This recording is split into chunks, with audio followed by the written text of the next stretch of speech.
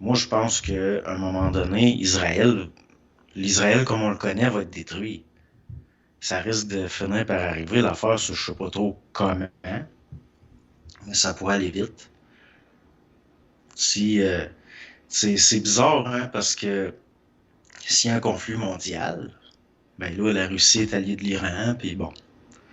L'Iran, il est pas trop inquiétant tout seul de même, mais s'ils décident qu'ils font un vrai gros conflit, de toute façon, on serait supposé avoir un troisième conflit, un dernier. On dirait qu'ils n'envisagent pas qu'il y a peut-être une clique qui s'arrange pour que ça fitte avec les prophéties. Mhm. Parce que là, il y a des affaires qui sont pas trop connues, qui sont formées en Europe, qui sont des millénaristes sionistes, là.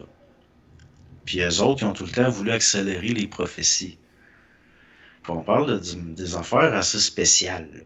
Il y en a beaucoup qui sont allés en Amérique, dans le sud des États-Unis. Puis c'est un peu la base qui est faite à Hollywood. Puis il reste que ces sectes-là existent encore. Puis il reste que c'est eux autres, ce qui les intéresse, c'est pas tant la religion que la politique. C'est pas des penseurs, c'est des gens d'action. Eux autres aiment ça, être dans.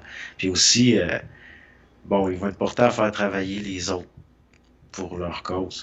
Ils sont bons là-dedans. Mais, tu sais, je veux dire, personne. Ça intéresse pas le monde, mais il reste que derrière, tu peux avoir un projet qui instrumentalise le religieux, que ceux qui sont les gouvernants qui instrumentalisent le religieux, qu'en fond, quand tu regardes en apparence, ça a l'air des athées.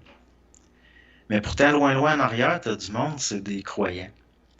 Mais Mhm. d'une vision tordue de la religion.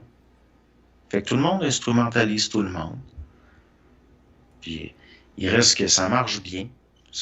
Jusqu'à date, ça a tout fonctionné, là, leurs affaires.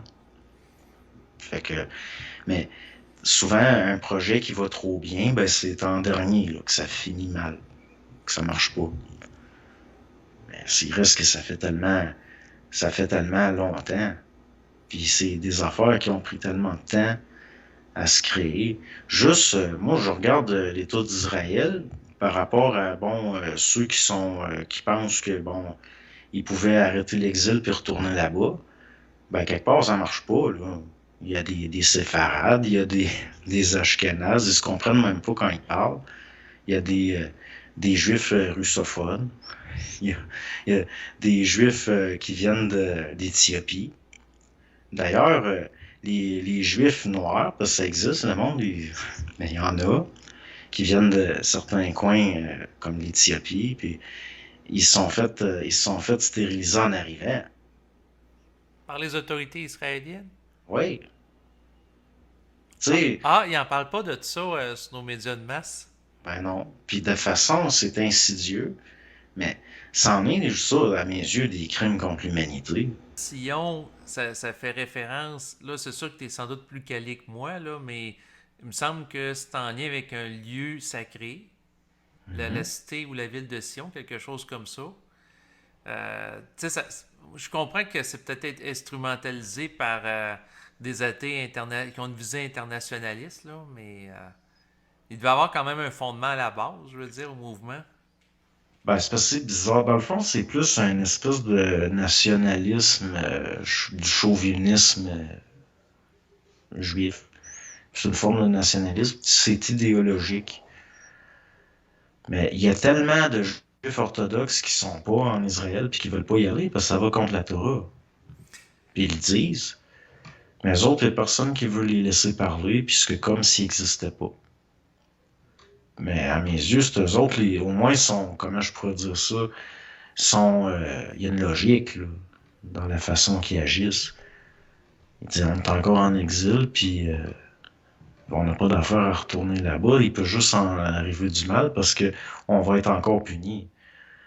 Parce que il y avait, je veux dire, il aime ça, botter le cul de son monde. Dans le sens que c'est rough, là. Il dit, ah ben, ça l'a accéléré la venue de Machia, puis mais ça, c'est chez les sabbato-franquistes, là, ils sont complètement sautés, eux autres. Ils pensent que Même ils pensent que c'est correct d'agir le pire possible avec les populations là-bas, parce que plus tu fais le mal, plus tu accélères la venue du Messie. Donc faire le mal, c'est bien. Ben, parce que ça amène paradoxalement un retour du balancier. Ouais, mais il est supposé plus y avoir de retour après. Mais c'est un messianisme tordu.